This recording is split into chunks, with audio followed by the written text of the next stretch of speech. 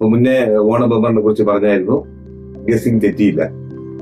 6-ാം നമ്പറിനാണ് പ്രാധാന്യം പറഞ്ഞത്.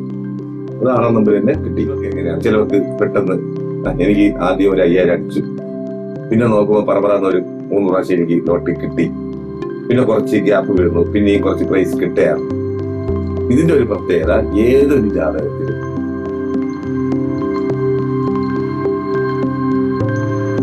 5-ാം ഭാവം ശുക്രന്റെ സ്വക്ഷേത്രനാണ്. 11-ാം ഭാവം ദൃഷ്ടി വരെയാണ്. ഇവർക്കും ഈ യോഗം. നമസ്കാരം, ഞാൻ ആറ്റൂർ മുത്തുകുമാർ. എല്ലാ ജ്യോതിഷ വിശ്വാസികൾക്കും നവഭാരത് ജ്യോതിഷ ചാനലിലേക്ക് സ്വാഗതം. ഇന്നത്തെ ജ്യോതിഷ ചിന്താവിഷയത്തിൽ നമ്മൾ നോക്കാൻ പോകുന്നത് പൂജാ ബമ്പർ, അതായത് കേരള സംസ്ഥാന ഭാഗ്യക്കുറിയുടെ പൂജാ ബമ്പറാണ്. 12 കോടിയാണ് പ്രൈസ്. അപ്പൊ മുന്നേ ഓണ ബമ്പറിനെ കുറിച്ച് പറഞ്ഞായിരുന്നു. ഗസിംഗ് തെറ്റിയില്ല. 6-ാം നമ്പറിനാണ് പ്രാധാന്യം പറഞ്ഞത്. അത് 6-ാം നമ്പർ തന്നെ കിട്ടി. അപ്പൊ എണ്ണമറ്റ പ്രൈസുകളുണ്ട്. ചിലർ ചോദിക്കുന്നുണ്ട്, ഒരു പ്രൈസ് അല്ലേ ഉള്ളൂ, എല്ലാവർക്കും കൂടെ എങ്ങനെ കിട്ടുമെന്നൊക്കെ. ബാക്കി പ്രൈസുകളുണ്ടല്ലോ. ഇപ്പൊ കഴിഞ്ഞ ഓണ ബമ്പറിൽ 20 കോടി രൂപ ഓരോ വ്യക്തിക്കും ഓരോ കോടി വീതം കൊടുത്ത്, പിന്നെ 50 ലക്ഷത്തിന്റെ പ്രൈസ്. അപ്പൊ ഈ വരുന്ന നവംബർ മാസം 22-ാം തീയതി ശനിയാഴ്ച ഉച്ചയ്ക്ക് 2 മണിക്കാണ് നറുക്കെടുപ്പ്. അപ്പൊ ഞാൻ മുന്നേ പറഞ്ഞ തന്നെ വീണ്ടും ആവർത്തിക്കുകയാണ്. പ്ലാനറ്റ് നോക്കിയാണ്, അന്നത്തെ പ്ലാനറ്റ് നോക്കിയാണ് നമ്മൾ ഇത് ഗസ് ചെയ്യുന്നത്. അപ്പൊ മുന്നേ കുട്ടി പറയുമ്പോൾ നിങ്ങൾക്ക് ആ ഗസ്സിംഗ് നമ്പർ ഇപ്പൊ അയ്യാതിലെ നക്ഷത്രക്കാർക്കാണ് ആ സമയം. അപ്പൊ ഓണബമ്പറിന് പറയുമ്പോൾ വ്യാഴന്റെ മാറ്റം ഇല്ല. വ്യാഴം മിഥുനത്തിലായിരുന്നു.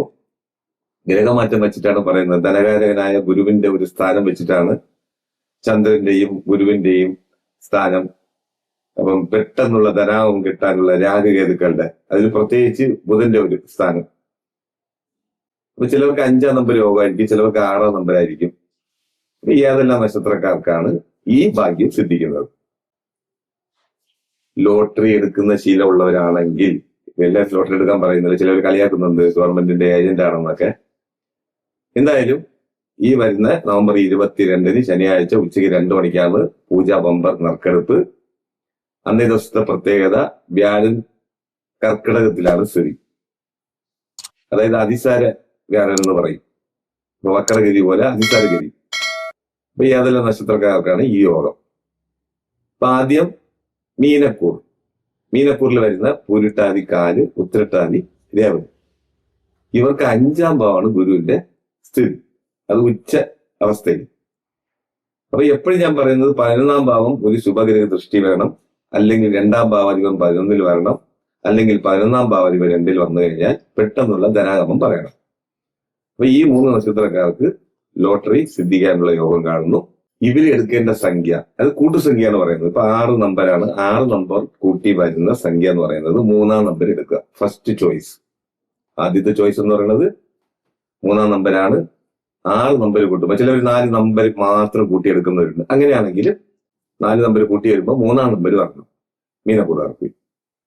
ഇനി അടുത്ത രാശി എന്ന് പറയുന്നത് മിഥുന രാശിക്കാർക്ക്. മിഥുന രാശിക്കാർക്കും 2-ലാണ് ഗുരുവിന്റെ സ്ഥിതി. അതിൽ വരുന്ന മകേരാര, തിരുവാതിര, പുണർന്ന, മുക്കാൽ. ഇവർക്കും കർമാധിപനായ, അതായത് 10-ാം ഭാവാധിപനായ വ്യാഴം സ്ഥിതി ചെയ്യുന്നത് 2-ൽ ഉച്ചഭാവത്തിൽ. ഇവർക്കും 3-ാം സംഖ്യ എടുക്കുന്നത് പെട്ടെന്നുള്ള ധനാഗമം വരാനുള്ള യോഗം കാണുന്നു. പിന്നെ സെക്കൻഡ് ചോയ്സ് എന്ന് പറയുന്നത് 5-ാം ഭാവം ശുക്രന്റെ സ്ഥിതി. സ്വക്ഷേത്രനാണ്. 11-ാം ഭാവം ദൃഷ്ടി വരെയാണ്. ഇവർക്കും ഈ യോഗം കാണുന്നു. അപ്പം ഇതിനെക്കുറിച്ച് വരുന്ന മകേരാര, തിരുവാതിര, പുണർന്ന, മുക്കാൽ. ഇവർക്ക് 2-ൽ ഗുരുവിന്റെ സഞ്ചാരം, 5-ൽ ശുക്രന്റെ സഞ്ചാരം.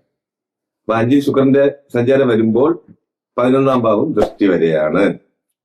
ഇവർക്ക് ഫസ്റ്റ് ചോയ്സ് 3-ാം നമ്പരും സെക്കൻഡ് ചോയ്സ് 6-ാം നമ്പരും. അപ്പൊ ഇതിലൊരു പ്രത്യേകത, മിഥുനക്കൂർ എന്ന് പറയുന്നത് കൂട്ടു ബിസിനസ്സിന് പറ്റിയത്, കൂട്ടായിട്ട് എടുക്കുന്നത്, ഇതൊക്കെ വളരെ പ്രത്യേകതയാണ്. അപ്പം ചെയ്യേണ്ടത്, ഒറ്റയ്ക്ക് എടുക്കരുത്. 5 പേര് ചേർന്ന് എടുക്കുന്നത് പെട്ടെന്ന് ഭാഗ്യസിദ്ധിക്ക്. അല്ലെങ്കിൽ 14 പേര്. ഇപ്പൊ കുടുംബശ്രീയിലൊക്കെ ചിലവര് പ്രൈസ് അടിച്ചിട്ടുണ്ട്, അവര് കൂട്ടായിട്ട് എടുത്ത്. 14 പേരെടുക്കുക, അല്ലെങ്കിൽ 23 പേരെടുക്കുക, അല്ലെങ്കിൽ 5 പേര് ചേർന്ന് എടുത്തു കഴിഞ്ഞാൽ നമുക്ക് ഭാഗ്യം സിദ്ധിക്കും. ഇനി അടുത്ത് നോക്കാൻ പോകുന്നത് കന്നിക്കൂർ. കന്നിക്കൂറിൽ വരുന്ന ഉത്തരം, മുക്കാല്, അത്തം, ചിത്തിരാര. ഇവർക്ക് ഗുരു 11-ലാണ് സ്ഥിതി. അപ്പം 4 7-ാം ഭാവാധിപനായ ഗുരു 11-ൽ വരുന്നതും ലോട്ടറി ഭാഗ്യം പറയണം. ഇപ്പൊ ലോട്ടറി അല്ല ഉദ്ദേശിക്കുന്നത്, ലോട്ടറി ആണെങ്കിലും പെട്ടെന്നുള്ള ധനാഗമം. ഇതിപ്പോ പറയുന്നത് ലോട്ടറിയുടെ കാര്യമാണെങ്കിലും പെട്ടെന്നുള്ള ധനാഗമം. ചിലവർക്ക് വസ്തുവകകൾ, അത് എന്തെങ്കിലും തീർപ്പാവാതെ കിടക്കും, അത് പെട്ടെന്ന് കിട്ടാനുള്ള യോഗം. അല്ലെങ്കിൽ പ്രൈസ്, ഇപ്പം ഗോൾഡ് പർച്ചേസ് ചെയ്യുമ്പോൾ പ്രൈസ് ഒക്കെ കിട്ടുന്നുണ്ടല്ലോ, അങ്ങനെ കിട്ടാനുള്ള യോഗം കാണുന്നു. അപ്പൊ നമുക്ക് ലോട്ടറി പറയുന്നത് നമ്പരാണ്. 6 സംഖ്യ കൂട്ടി വരുമ്പോഴുള്ള നമ്പര്, അല്ലെങ്കിൽ 4 സംഖ്യ കൂട്ടി വരുമ്പോഴുള്ള നമ്പര്. അപ്പൊ ഇവർക്ക് ഫസ്റ്റ് ചോയ്സ് 3-ാം നമ്പര്, സെക്കൻഡ് ചോയ്സ് 2-ൽ ശുക്രന്റെ സ്ഥിതി, അത് 6-ാം നമ്പർ എടുക്കുന്നതും പെട്ടെന്നുള്ള ധനാഗമം സിദ്ധിക്കും. ഞാൻ അടുത്ത് നോക്കുന്ന നക്ഷത്രം കൂറ് വൃശ്ചികക്കൂറാണ്. വൃശ്ചികക്കൂറിൽ വരുന്ന വിശാഖം, കാല്, അന്വേജം, തൃക്കേട്ട. ഇവർക്ക് ഭാഗ്യസ്ഥാനത്താണ് ഗുരുവിന്റെ സ്ഥിതി. 2-ാം ഭാവാധിപൻ ഭാഗ്യസ്ഥാനത്ത് വരുന്നത് ഇവർക്ക് 3-ാം നമ്പരാണ് കാണുന്നത്. അത് കൂട്ടുസംഖ്യ.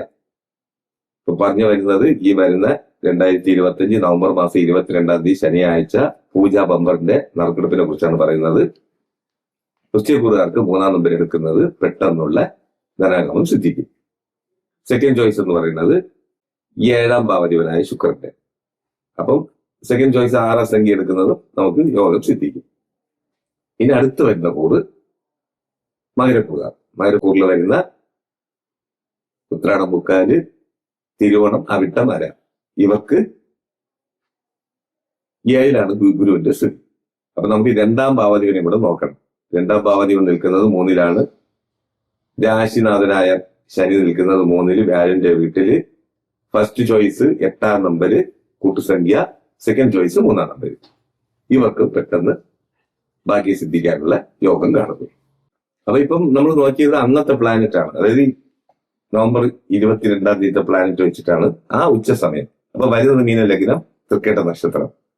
അപ്പൊ ലഗ്നം മീനമാണെങ്കിലും രാശി വൃശ്ചിക രാശിയാണ് വരുന്നത്. ഇതിലൊരു പ്രത്യേകത, ഗുരു ഉച്ചൻ, ശുക്രൻ സ്വക്ഷേത്രനായിട്ട് നിൽക്കുകയാണ്. ഭാഗ്യത്തിന്റെ അധിപനായ, ധനത്തിന്റെ അധിപനായ ഗുരു ഉച്ചഭാവത്തിൽ നിൽക്കുകയാണ്. കുജൻ ഉച്ച സ്വക്ഷേത്രനായിട്ട് നിൽക്കുകയാണ്, കുജൻ.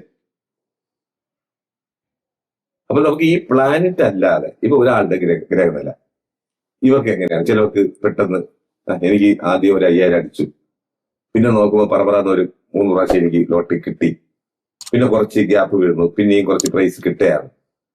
ഇതിന്റെ ഒരു പ്രത്യേകത ഏതൊരു ജാതകത്തിലും, ഇപ്പൊ ഇവിടെ പെട്ടെന്ന് ഒരു ഗ്രഹനില പരിശോധിക്കുന്നവരുണ്ടെങ്കിൽ നോക്കുമ്പോൾ അറിയാം, 2-ാം ഭാവാധിപൻ 11-ൽ വരിക, 11-ാം ഭാവാധിപൻ 2-ൽ വരിക, അല്ലെങ്കിൽ 11-ാം ഭാവത്ത് സർപ്പന്റെ സ്ഥിതി.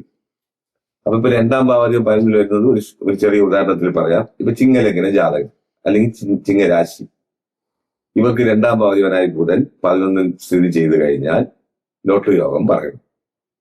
അത് ഇപ്പം ഇടവലഗ്നക്കാരൻ അല്ലെങ്കിൽ ഇടവരാശിക്കാരൻ 2-ാം ഭാവാധിപനായ ബുധൻ 11-ൽ നീചനായി നിൽക്കുക, നീചഭംഗം വരണം, വന്നു കഴിഞ്ഞാൽ ലോട്ടറി ഭാഗ്യം പറയണം.